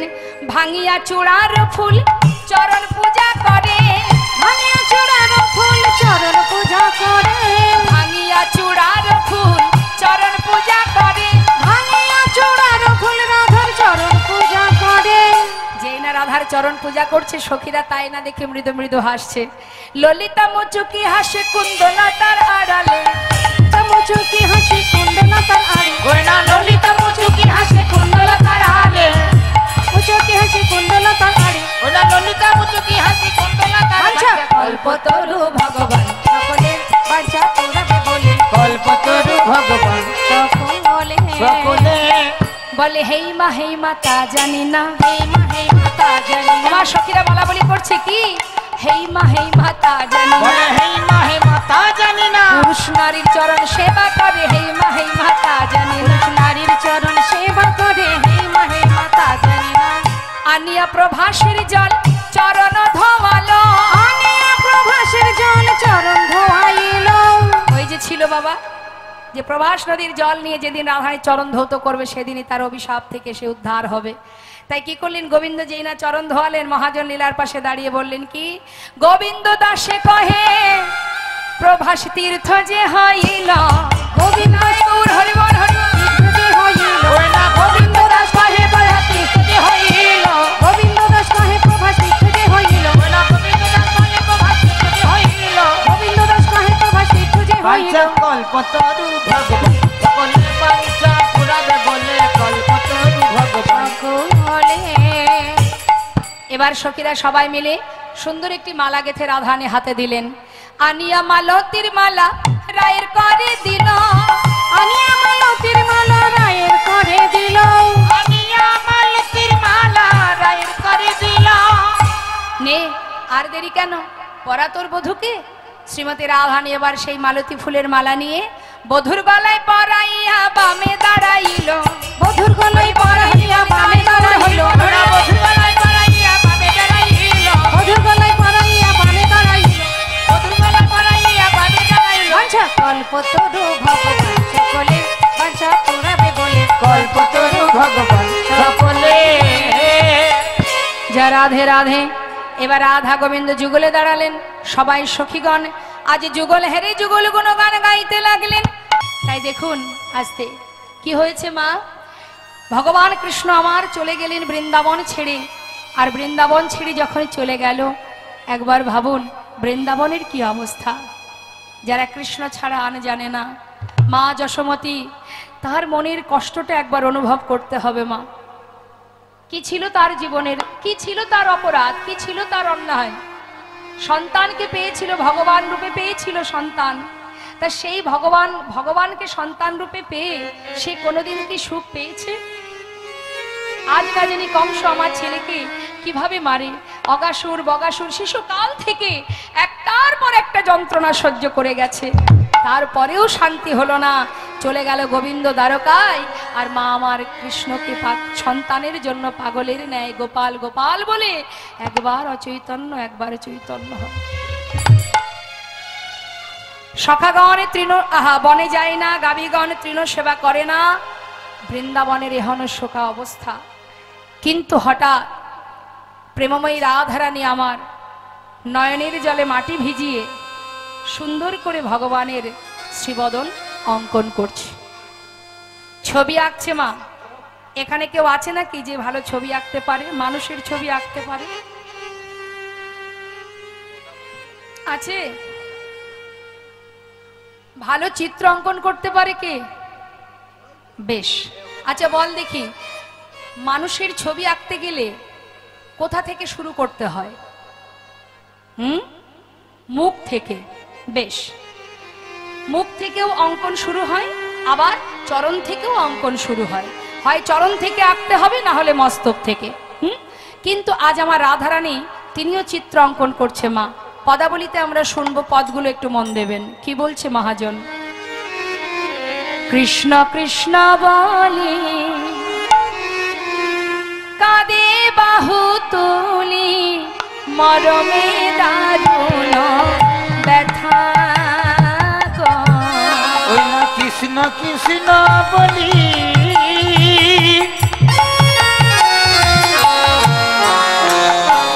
ওরাই কাঁদে বাহু তুলি, মনমে দারুণ ব্যথা। মৃত্তিকায় উপরে মূরতি আঁকিয়া কহে তার শনে কথা। ওই না মৃত্তিকা উপরে মূরতি আঁকিয়া কহলি তার শনে কথা। ওমা মৃত্তিকার উপরে মাটি ভিজিয়ে চোখের জলে গোবিন্দের মূর্তি অঙ্কন করছে আর তার সঙ্গে গুনগুন করে কথা বলছে। আমাদের মধ্যেও এমনটা হয়। খুব প্রিয় মানুষ যদি দূরে থাকে বা চলে যায়, দেখবেন তার কোনো চিত্রপট থাকলে আমরা সেটাকে বুকে জড়িয়ে ধরে তাকে সামনে রেখে তার সঙ্গে আমরা কথা বলি, বলি তো। তা ঠিক তদ্রূপ আমার রাধারানী ভাবের আবেশে কৃষ্ণ প্রেমে বিভোর হয়ে আজ মৃত্তিকার উপরে গোবিন্দের মূর্তি আঁকছে আর তার সঙ্গে কথা বলছে। কি বলছে? একবার বধূ তুমি কথা বলো, একবার বধূ তুমি কথা বলো, ফিরে আসো কিবা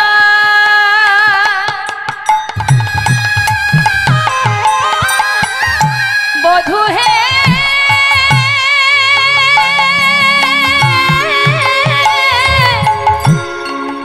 ওহে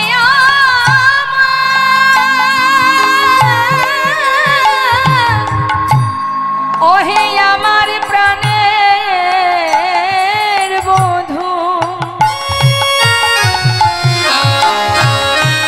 ফিরে আসো কিবা নাই বায়াসো, ওগো একবার বধূ কথা বলো। ফিরে আসো কিবা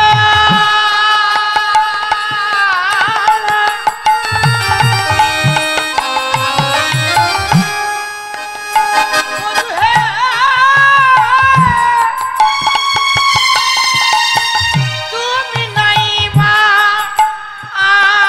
আসো একেবারে বধূ,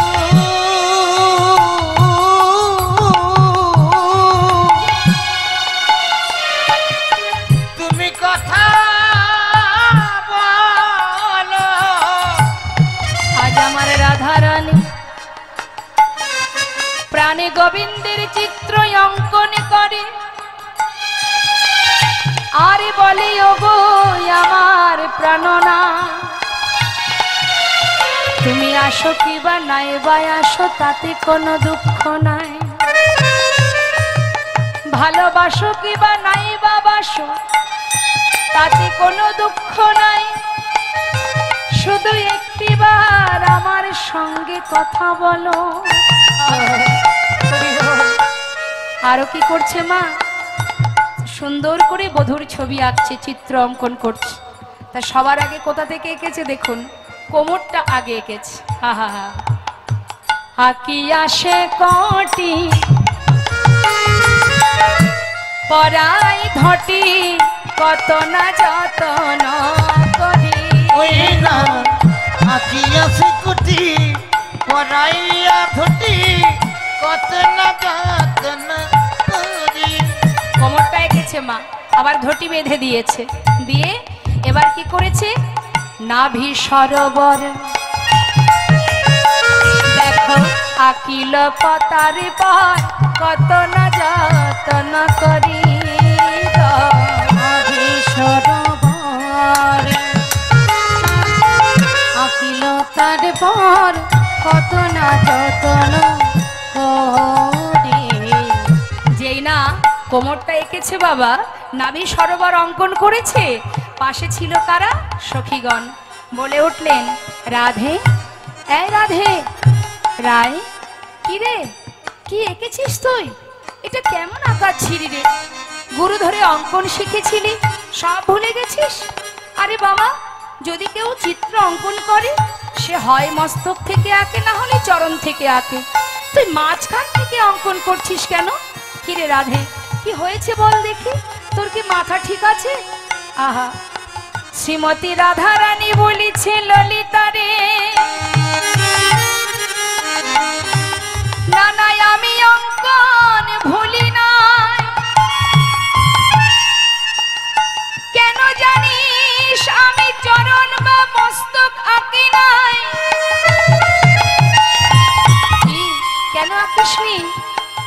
যদি আমি বধুর বদন আঁকি,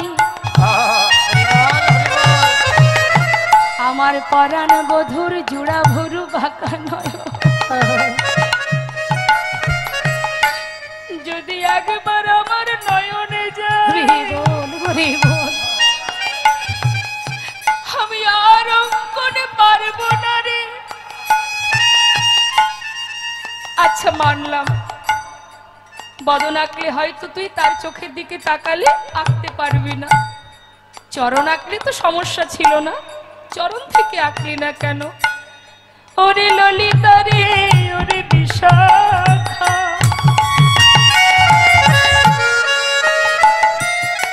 এই বৃন্দাবনে আমার প্রাণনাথ,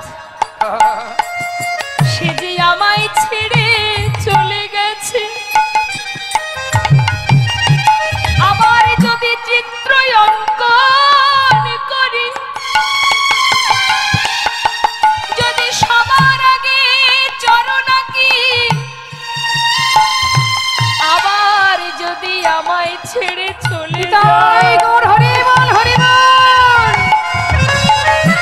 আমি কি নিয়ে ব্রজে রইব? আমি কি নিয়ে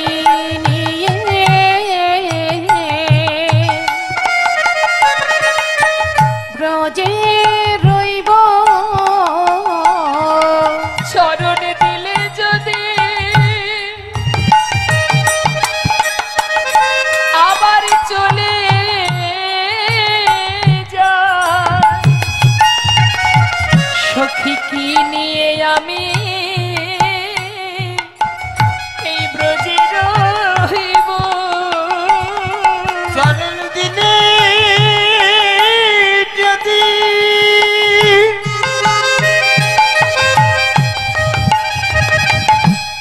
ললিতারা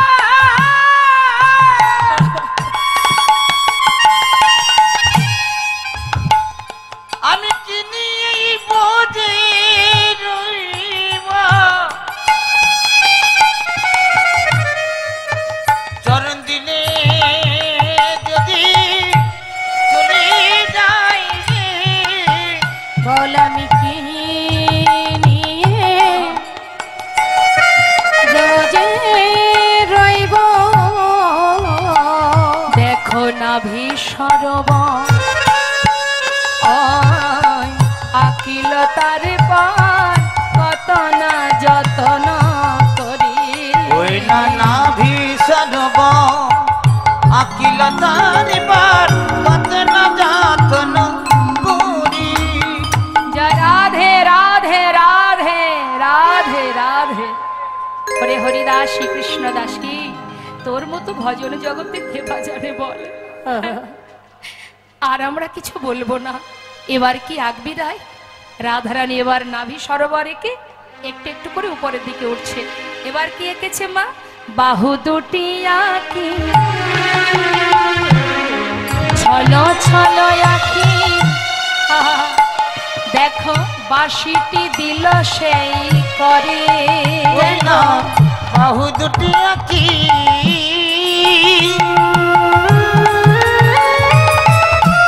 ছল ছল আঁকি, বাঁশিটি দিল সেই করে। সুন্দর করে হাত এঁকে এবার বাঁশিটা এঁকে দিয়েছে। যেই না হাতে বাঁশি দেখেছে, রাধারানী আর নিজেকে ধরে রাখতে পারলেন না, সঙ্গে সঙ্গে বলে উঠলেন, বধূ তেমনি করে বাজাও বাঁশি, তেমনি করে বাজাও বাঁশি, যে বাঁশি শুনে ঘরে রইতে নারী। বধূ একবার তেমনি করে বাজাও বাঁশি, যে বাঁশি শুনে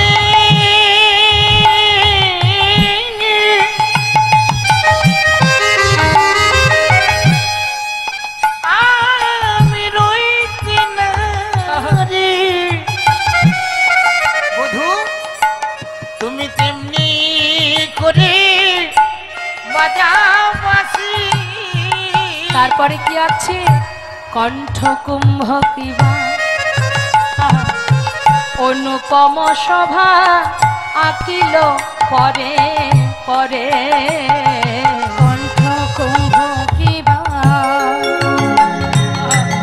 অনুপম শোভা আঁকিল তারে পরে পরে। ওমা, কণ্ঠ পর্যন্ত এঁকেছে গোবিন্দের, ভগবানের কণ্ঠ পর্যন্ত যেই না আঁকা হয়ে গেল, বাকি থাকলো কি আর, শ্রীবদন। এবার রাধারানী আমার নিজ হাতে মাটির উপরে বদনটা এঁকেছে, বদনখানা আঁকা মাত্রই সেই বদনের উপরে নিজের বদনটা রেখেছে, বদনটা রেখে তার সঙ্গে কথা বলছে। মুখে মুখ দিয়া কাদিয়া কাদিয়া কহে তার সনে কথা, মুখে মুখ দিয়া কাদিয়া কাদিয়া কহে তার সনে কথা। কহে যদুনা কহে প্রাণনা দেখো গো রাধার ব্যথা। কহে যদুনা কহে প্রাণনা দেখো না রাধার ব্যথা। তুমি একবার এসে দেখে যাও গো, একবার এসে দেখে যাও গো আমাদের রাধারানী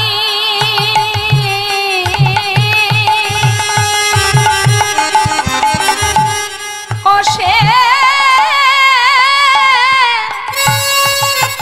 সে কেমন আছে, একবার এসে দেখে যাও গো আমাদের রাধারানী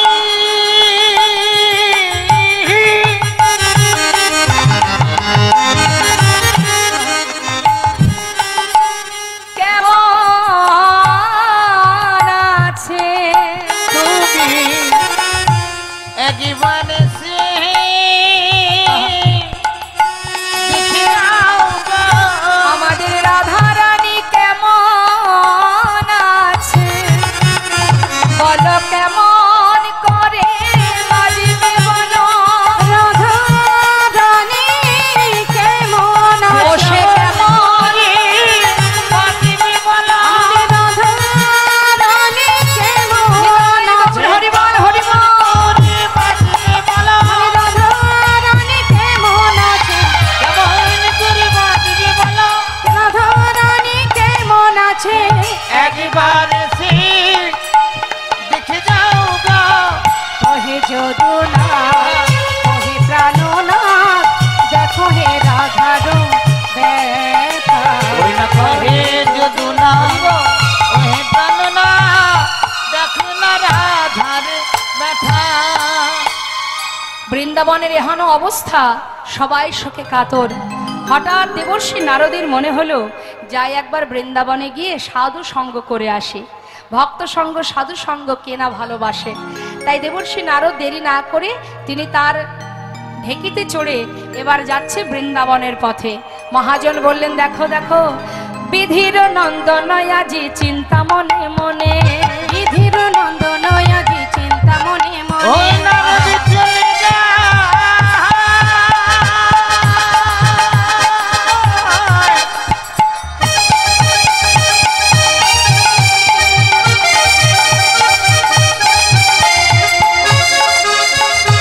নদী চলে যায়।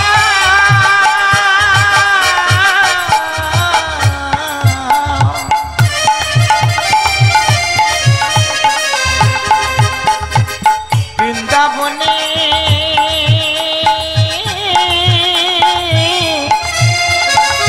পথে পথে হে হে হে হে হে হে হে বিধির নন্দন আজি চিন্তা মনে মনে। বিধির নন্দনয়াজি চিন্তা মনে ওই মনে।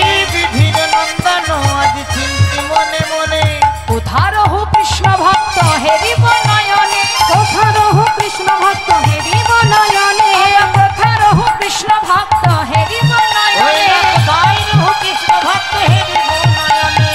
আনন্দ ধরে না আনন্দ ধরে না, আনন্দ ধরে না, আজ ভক্ত সঙ্গ করবে বলে আনন্দ ধরে না, আজ ভক্ত সঙ্গ পাবে বলে আনন্দ ধরে না, ভক্ত সঙ্গ করবে বলে আনন্দ ধরে না। এত চিন্ত দেবী ঋষি ঢেকিতে চড়িয়া, এত চিন্ত দেবী ঋষি ঢেকিতে চড়িয়া। দেবশ্রী নারদ বড় চিন্তিত মা, হ্যাঁ, তার বাহন কি? ঢেকি।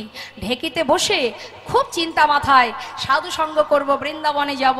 এখন বৃন্দাবনের দিকে এগিয়ে যাচ্ছে আর চারিদিকে খুঁজছে, কি খুঁজছে?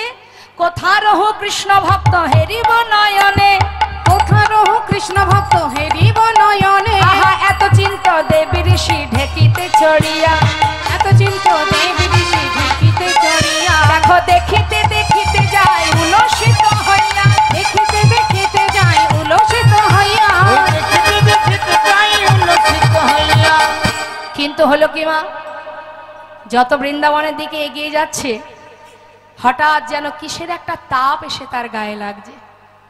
মনে মনে দেবশ্রী নারদ চারিদিকে তাকিয়ে তাকিয়ে দেখছে তাপটা কোথা থেকে আসছে। আমরা পথে চলতে গেলে যদি কোনো দিক থেকে কোনো তাপ আমাদের গায়ে আসে, আমরা কি করি? চারিদিকে দেখি না, কি জানি বাবা কোথাও আগুন টাগুন ধরে গেল কিনা, এত তাপ কিসের? তা দেবশ্রী নারদ ভাবছে এত তাপ কিসের, বৃন্দাবন থেকে এত তাপ কেন আসছে? চারিদিকে দেখছে তাপটা কোথা থেকে আসছে। চারিদিকে দেখতে দেখতে এগিয়ে যাচ্ছে।